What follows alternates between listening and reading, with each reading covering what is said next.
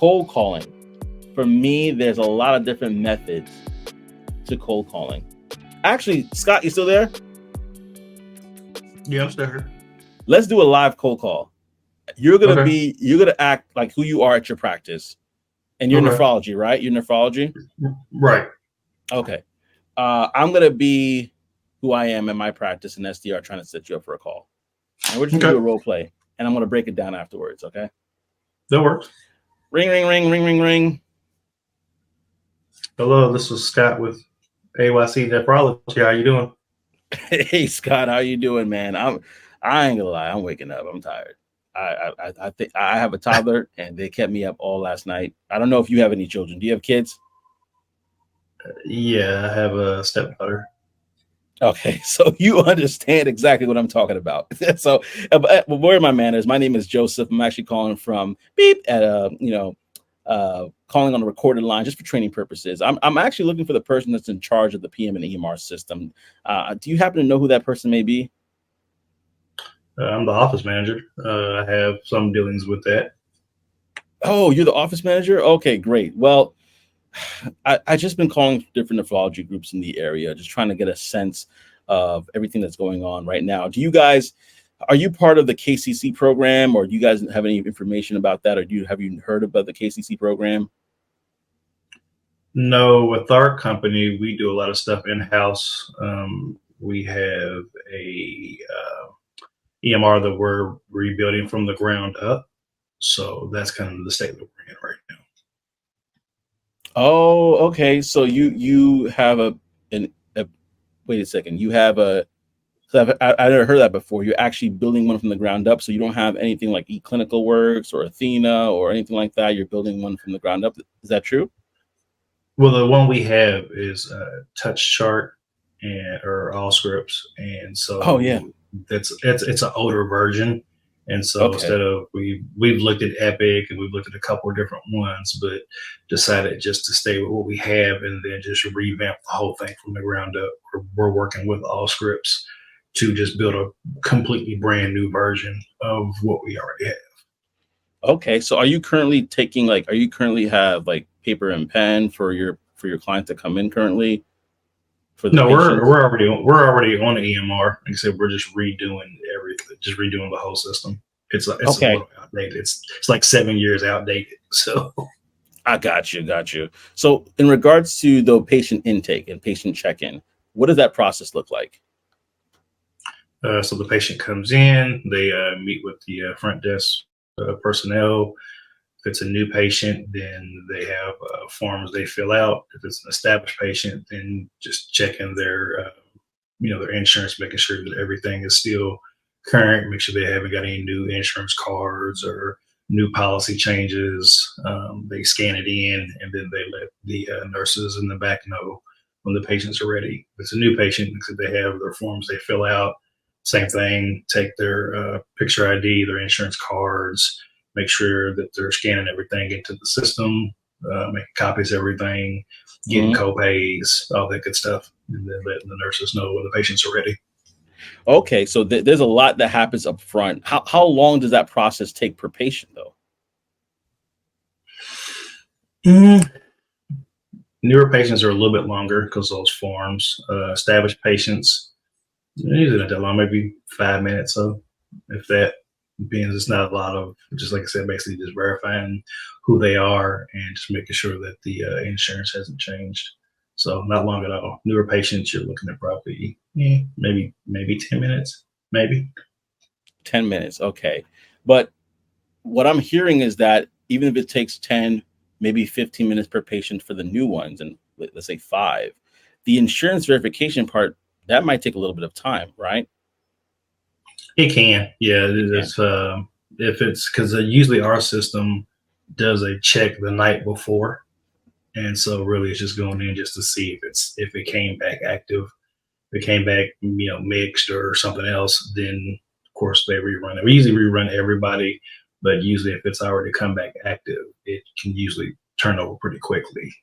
If it's come back where it's mixed or there are some problems with it, yeah, that can cause a hang up sometimes. Gotcha. And I'm assuming your referral process is similar in regards to having a personnel run it, right? Or am I wrong? Is there Hmm. how's the So you're referral right. process? Yeah, they come in from whether it be from primary care or another specialist. Comes in through the electronic fax or the e-fax, and then once that comes in, the personnel will look at it, show it to the doctor, because the doctors like to our doctors like to see what's coming in, because a lot of times, which since you're in the space, a lot of times primaries can send people to specialists that don't really need to be seen by specialists. Mm, So the doctors like to look at it to make sure it actually needs to be referred to us, or if it's just something, maybe they're taking some NSAIDs and it's got their kidneys elevated too much, or not enough hydration. So once the doctors look at it and say, yeah, that really does need to be seen, then we'll get them scheduled with one of our providers, and we usually try to get them in within 2 weeks. okay. And last question before we go. Well, second to last question. How many other services besides Allscripts are you using? Because you got a lot of things going on. Are you using multiple different vendors? Not really a whole bunch. Like I said, with our company, everything is really internalized. They keep a lot of stuff in house. Like it's one huge building with multiple different practices, whether it be primary care, us, hematology, oncology. So we have everything usually in one building. As far as X-rays and stuff like that, we have a radiology department downstairs that we can send Mhm. patients to. So if we need something like that, that we can just send them downstairs. So a lot of stuff is kind of centralized right there in our one building. It's a huge building, so we got to keep everything here. Yeah. So it sounds like even though you have technology, you're really leaning more on manpower. Is that wouldn't you say that's the case right Yeah. now? Yeah, so I hear that a lot from different practices, whether it's oncology, whether it's otolaryngology, or whether it's even nephrology groups like yourself. What we do we basically work with 120 million patients worldwide for the past 18 plus years. 1 out of 10 patients actually check in with currently, if you believe it or not. And especially when it comes to nephrology groups, uh, we have seen great works and strides with them. In fact, what we do is vendor consolidation for you, patient intake, insurance verification and eligibility. All those different services are under one roof that actually would work with along with all scripts, minimizing the time and effort that it takes for your staff to intervene in these areas, and by doing so increase revenue by 50%. Now, I know that I caught you out the blue, and thank you for taking the time to even speak with me. My whole goal was to see if you had about 15 or 20 minutes so we could discuss this further. Are you available for any time? Let's see, today is what, Saturday. Are you available Monday, Tuesday, or Wednesday of next week? Mm, uh, Let me look, because next week is pretty busy. I got a lot of meetings coming up next week with Yeah, you're staff an office members. manager. I totally get it. You're an office Uh, manager. You got a lot.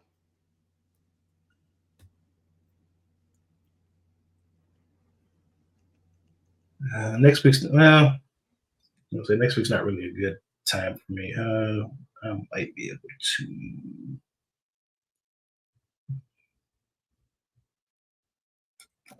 Uh, Actually, that When are review. you typically That, available though? Is that mornings or afternoons typically work better for you? it just kind of depends. Really, my day is so sporadic. It's kind of hard to say. Some days mornings are easy. I get some cancellations. Other days evenings are good. Actually, I think on Tuesday, this review is not going to take long. I can probably do Tuesday um, around 1. I think I can probably knock out this employee review fairly quickly. We can probably do Tuesday at 1. Tuesday at 1 p.m. That does sound good as well. I'm going to be bringing a senior member of my team that will be joining us for the conversation, answering the questions that you have. Make sure that you're good. If Tuesday at 1 p.m. does not work for my team, is there another day and time that works for you? Whether Thursday, Uh, Friday? it's probably going to have to be the week after, or maybe the week after that. We've got some big meetings coming up with like C-suite, so it's going to be a pretty Oh, crazy week. So it's probably going to have to be something after, like within the next 2 weeks. Um, Hold on, let me see if I can. Okay.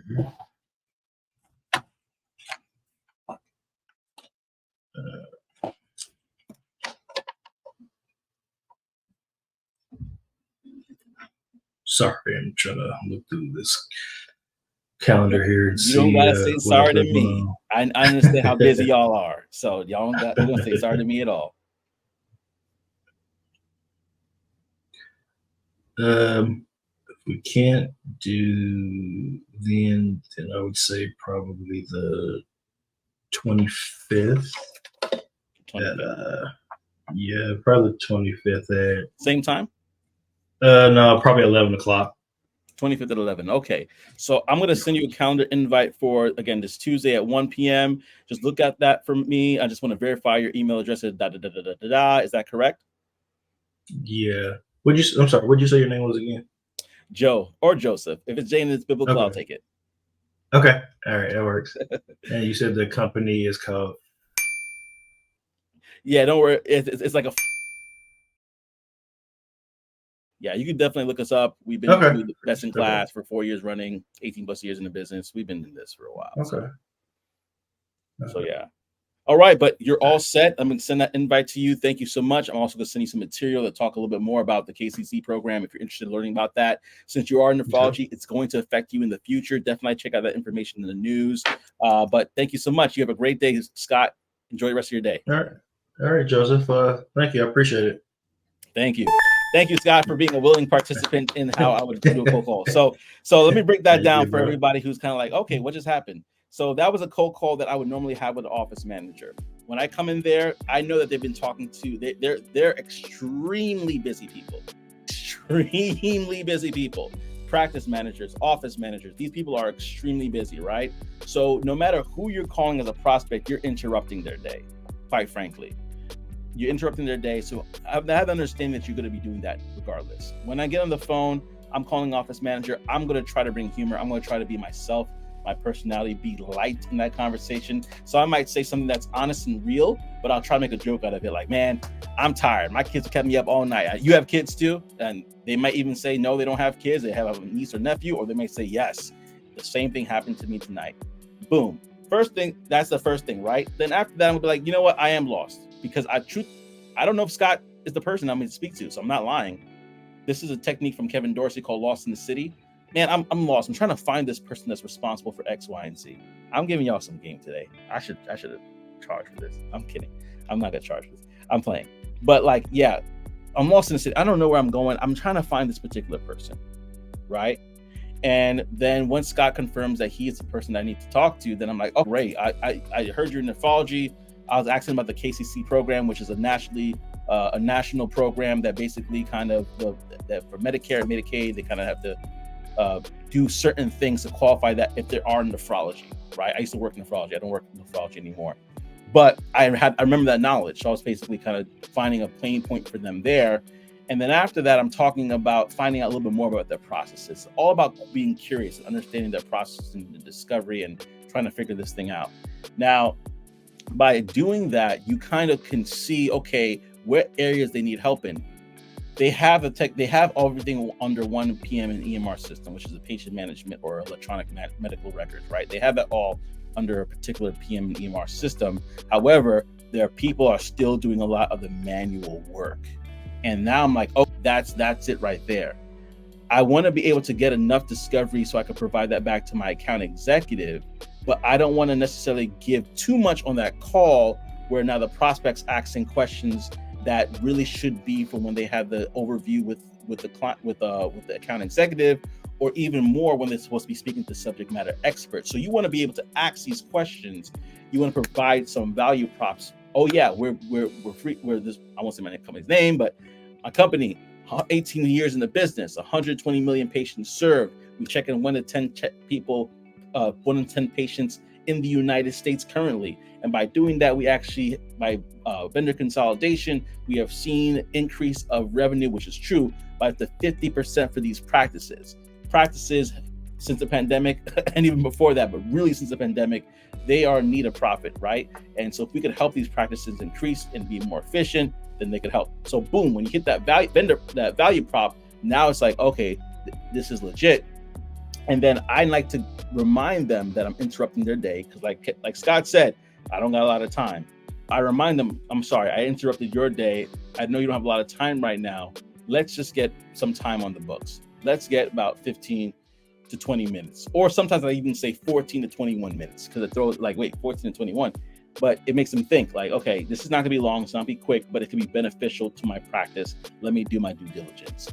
And this is what I learned from solar sales. I don't ask them what time you're available. I give them options. I'm sorry, you just said this is not a good time. Are you available? Today's Saturday. Are you available Monday, Tuesday, or Wednesday? So they don't have to really think about it. Give people options and choices so they don't have to think too hard about it. Oh, I'm good for Tuesday. Oh, in the morning or the afternoon? I'm good for 1 p.m. in the afternoon. Okay, cool. Go to 1 p.m. in the afternoon, and always verify the information. Even if you have it in Salesforce, even if you think it's good, verify, because things could change. Companies could change names and all sorts of things, and the email could be wrong that you have. I see that I have this email. Is this email correct? Boom. Then you want to make sure that you are adding value to that overview. I'm gonna have a senior member of my team join this overview. He's great at what they do. Get another date and time in case that, and this happened to me so many times. I'm like, it's one of the banes of my existence where I don't get another date and time, and then my account executive can't make it, and I have to call the prospect back and say, I apologize, we can't do that. So get another date and time to the best of your ability, and again, remind them to thank them for their time. And that's one method. That's one thing I do. There's other different methods you can do depending on what the prospect provides you. Scott, you were great, by the way. You provide me a lot of discovery, and I love it. If your practice is ever interested in looking at, let me know. But besides that, but yeah, that's how I would normally do a cold call in regards to just kind of flowing like that, using what the prospects gives me. Sometimes asking a gap question is great, where it's like, well, you just said X, Y, and Z. If there was a product that could provide solution to X, Y, and Z, how would that affect your bottom line? How would that affect your workflow? How would that change things within your company? And then they'll be like, I guess it might change a few things. Like you said, you're busy, and I'm sorry for interrupting your time. When do you have time available? Boom. Anyway, that was fun, Scott. I love cold calling. I'm not gonna lie, it's fun, especially when it was good. When I get the right that was people. Cool. Yeah. The cold calling is fun for me, but it could be challenging for other people. And sometimes having a framework in advance and practicing that framework will allow you to be able to really shine and really be good. Kevin Dorsey, and I'm going to quote him again because he's just a great sales trainer. He said the best practice, the rest practice on prospects. I'm going to say that again. And we're going to wrap it up here unless somebody has some questions. But the best practice, the rest practice on prospects. What does that mean? The best take the information, they go into the shed, they may even reach out to another coworker themselves, and they practice with that coworker. The rest of the people would take that information, go on the phones, and say, I learned this thing called gap. So let me try it out here. So if you could do and they blunder or they mess up, or they might get through it, but it won't be as concrete or secure. So I'm going to take time to go to the conversation. Thank you again, Scott. I honestly, I don't think I could have done that with anybody else. It might have been a little bit more easier without having somebody you actually work with PM and EMR systems. This is your bread and butter. Yeah. So you were able to kind of. I noticed you didn't go through a whole bunch of features either. You didn't come. I noticed that too. Like you didn't start out like, oh yeah, this is my company and we do this. Like you kept it real player, real simple. Like okay, yeah, that was a good eye opener because that's like kind of something I thought about too. Like all right, if I get into this, do I like just come out the gate like yeah, we do this, we do that, we do this. So that's good to know. Like you don't like just at the gate just hit them with a whole bunch of like features and different things like that. So that was a good learning experience for me. I appreciate it, big bro. Thank you, man. Lead with value, not feature pitching. It's two different things. Oh boy, I need to stop. I need to do something separate right now.